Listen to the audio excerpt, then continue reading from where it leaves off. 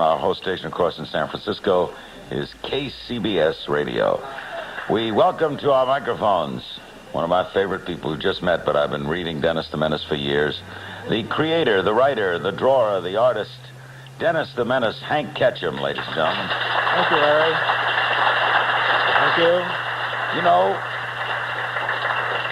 Yes, you sir? look like Dennis. Oh, come on. Dennis is 36 inches high and doesn't wear glasses. Yes, but he looks like, if he grows up, he's going to look like. How did that come about? Well, I had a son named Dennis, and when he was about 4 years old doing his 4-year-old things, his mother came in and, gritting her teeth, said, "Your kid is a menace." And, I said, "Dennis?" And boom, it hit me. And I said, "You clean it up. I'm going to do some drawings." And I got a lot of kid gags together and put the name Dennis the Menace on it and sent to my agent in New York. And in a couple of weeks, I was in business. That was in 1950. That took off, right? It took off with 18 newspapers. That's all? Yeah, we just limped along there for a very short while. And then it really went into orbit very quickly. How many newspapers now? 1,000 newspapers now. What were you doing before Dennis? Well, I graduated, I tell my friends, from the University of Walt Disney. Oh, did you draw for Disney? Yes, before the war. And then I went to the Navy in Washington, D.C., and drew pictures for the Navy, wrote pamphlets and war bond promotion and training films, worked in that line. Then nipped up to New York City and did a little moonlighting and trying my hand at drawing cartoons for Saturday Evening Post and Collier's and New Yorker. Warden Box cartoons? Yes, panels we called them. And that worked out well. And when the war ended, I thought, well, I'm not going to go back to drawing Donald Duck anymore. I'm going to go up to the big city and make my fortune. So I went up to New York and worked with the magazines on a freelance basis. I got into advertising work. Made a bundle of money the first year out of I made $11,000 the first year out of the Navy, which was just, a lot of sugar. So I thought, well, what am I wasting all my time here in New York? I remember a place called California, I think, that doesn't have droughts and ice storms. So I came back to here, to Carmel, in 1948, and that's when I got the inspiration for Dennis, still freelancing with the magazines. Since Dennis, have you drawn other cartoons? Very few. I just don't have much time. I did try my hand at a Navy feature called Half Hitch. It ran for 4 years. It was a lot of fun. When a kid, when you decided you wanted to be a cartoonist, did you think you'd stay filmatically like Disney and Hanna-Barbera and that crew? I didn't even think filmatically because I was all through school I was drawing cartoons. The teacher would say, "And here is Henry Ketcham. He is going to draw for the 3rd grade class. Henry, would you take the chalk?" And I'd do this, and I'd get an applause. And I didn't have to make any touchdowns or win anything. Oh. I'd break my nose. I got all the applause I wanted. When you drawing for Disney, drawing animated for film, very different than drawing Dennis the Menace? Oh, yes. This is an entirely different process. It was a thrilling... I say University of Walt Disney because, to me, it was a great education. It was like a school. There were about 1,200 of us down there in the late 30s and early 40s. You had to draw frame by frame, right? Movement. Yeah. I worked on Pinocchio and Fantasia, and you work with some fabulous artists, and it was so thrilling. Good training? Oh, marvelous training. Who did you draw in Pinocchio, or everything? Did everyone work on Pinocchio, everything? I worked in the little... Jiminy Cricket? Jiminy Cricket, You yeah. drew Jiminy? Yeah, how about that? When You Wish Upon a Star. Right. Sing it, Larry. No, it was really sweet.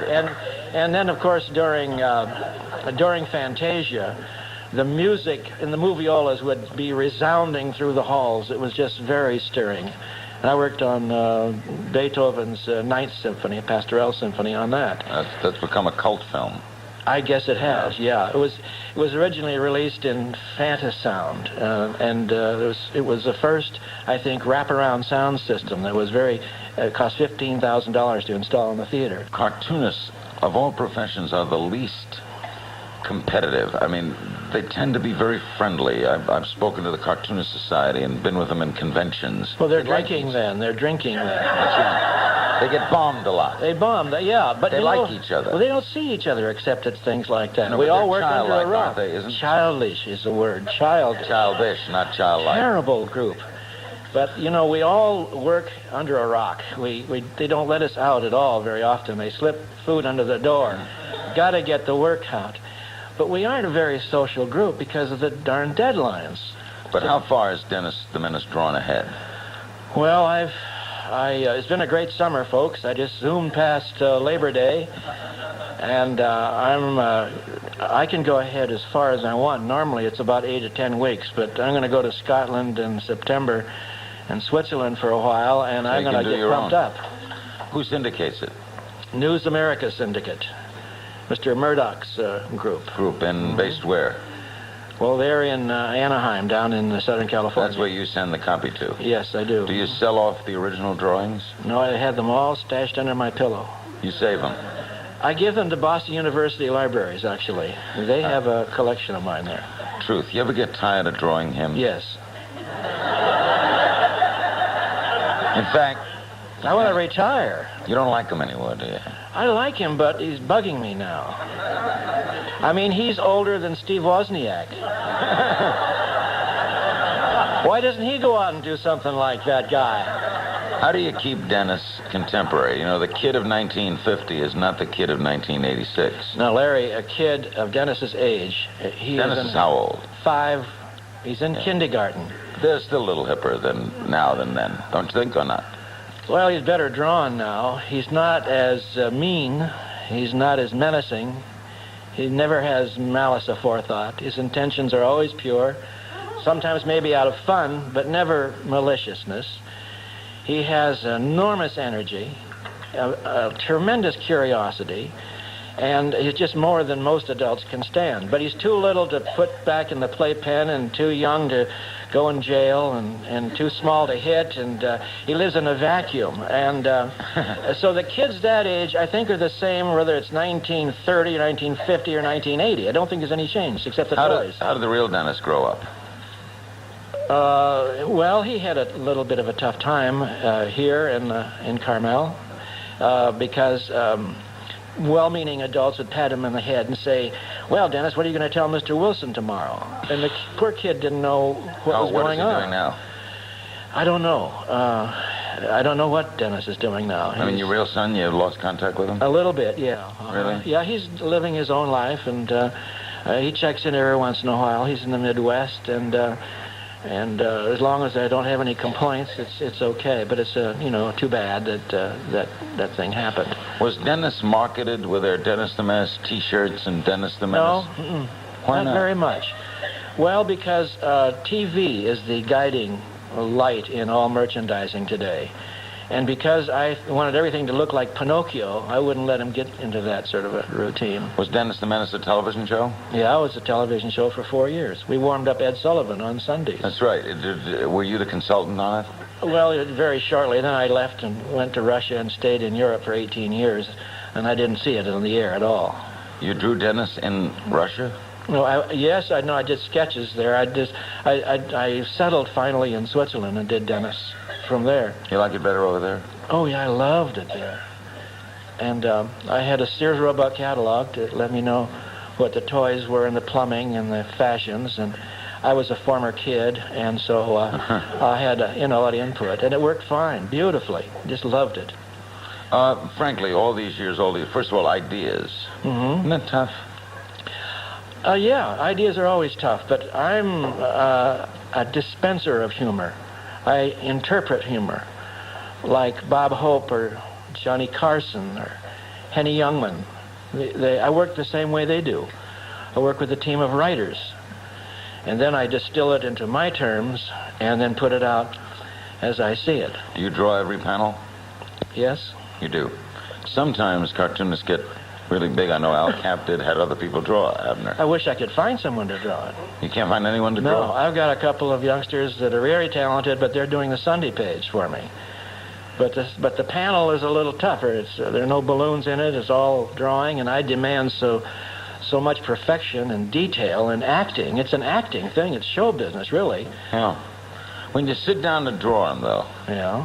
After all these times you've drawn them, Yes. is it still? Are you still the perfectionist? Do you still, Yes. The curl better be in the right place. Well, it's not that so much, Larry, that, as I say, I look at the panel, like the ground glass on a camera, and I move it around. I can move it up or down, and every person in there has to be acting correctly.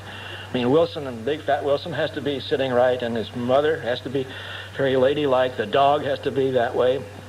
So it's a matter of staging and dramatics. It's like being in show business, only you don't hear the applause for 3 months. But actually, you have to I give the readers 10 seconds to look at the idea, look at the drawing, read it, and come out laughing, hopefully. If I confuse them with anything, they'll say they may not come back tomorrow. So, and I try to keep them off balance graphically, so they don't expect the same thing. Does it keep you young? Yeah, yes, I guess. I mean, you got to stay Sure. thinking with the mind of a 5-year-old. I have a 9-year-old son. You have a 9-year-old? A 9-year-old son and a 13-year-old daughter. And believe me, they keep me young in one way and make me grow old in another. But they're just marvelous because I'm in tune with what their likes are. For instance, skateboards. That's one reason I came back from Europe. We didn't, my writers were sending me stuff I didn't understand. What's a skateboard? And a hula hoop. Holy smokes. So a lot of these things were getting by me, and so I came back. Where do you live, Hank? In Pebble Beach, right near, halfway between the Pebble Beach Golf Course and Cypress Point. You play a lot of golf?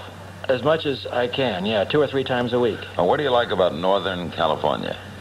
Like today, no sunshine, overcast, drizzly in July. I love it. 6 miles inland, it's hot swimming pool weather. So if we get bored with this, we go in, we just drive for 10 minutes and we've got it. It's marvelous, little microclimates here. It changes almost in a 10-mile drive. Oh, yes, exactly. The fog only comes in 6 miles, mainly. And for golf, it's super. You wear a cashmere sweater in July and August, and you're out there and talking to your friends in New York, listening to them holler about the heat and humidity. This is great. What's the worst time of year here?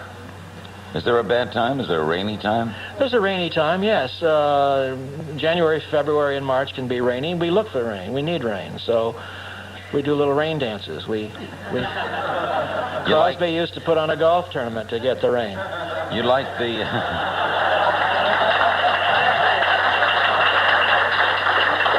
You like the constant nip in the air? Always, yes. Because I like to have a fire in the fireplace every night. I love it. That's nice. Oh, you betcha. Dennis is coming to television. Tell us about it. General Mills, bless their heart, ordered 65 half hours of animated Dennis. Will be released in the week of September 22nd. I don't know what stations they'll be on at the moment. General Mills is going to package it? Yeah. Mm-hmm. And it'll be Monday through Friday, every afternoon after school for a half hour each day. And 10,000 little Japanese artists are at work right now while you're sitting here getting it out. They are using little Japanese artists? Yes, because they don't pay them anything. They just throw them a noodle or something because... And they take pictures of it? Yeah, they take pictures. But, I grieve that we don't have Disney and everything. Are you drawing anything for this new series, or are they just No, I did. I drew all of the model sheets and backgrounds and did character studies. I gave them all of that.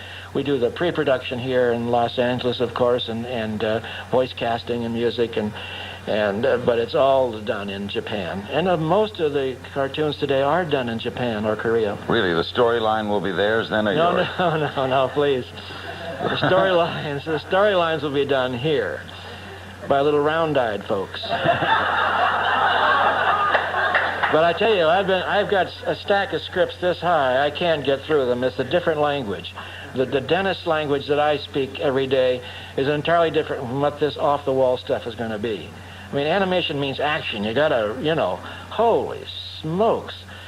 So, lots of luck, folks. I don't know whether I want to look at this, but no, it's really going to be a lot of fun. But it's something that I'm going to have to get used to because my idea of Dennis is a lot different than what is going to be in animation. Are you shocked that in the opening episode, Dennis bombs Pearl Harbor? I never forget, folks. Larry. Shame on you. I tell you what else, though. We're working on a musical comedy. We've got a third draft in a musical comedy. Broadway. For Broadway. Dennis the Menace comes to Broadway. I can see it now. Who's going to play him? I don't know. I don't know anything about the casting at the moment, but I do have a third draft. We have a few songs. Wow. I think we're going to workshop it first for maybe 6 months or so before we get to Broadway, get the kinks out of it. But it's really exciting. This is really fun. It's been exciting meeting you, and I thank you Thanks, very much. Hank Ketcham, ladies and gentlemen, the creator of Dennis the Menace. And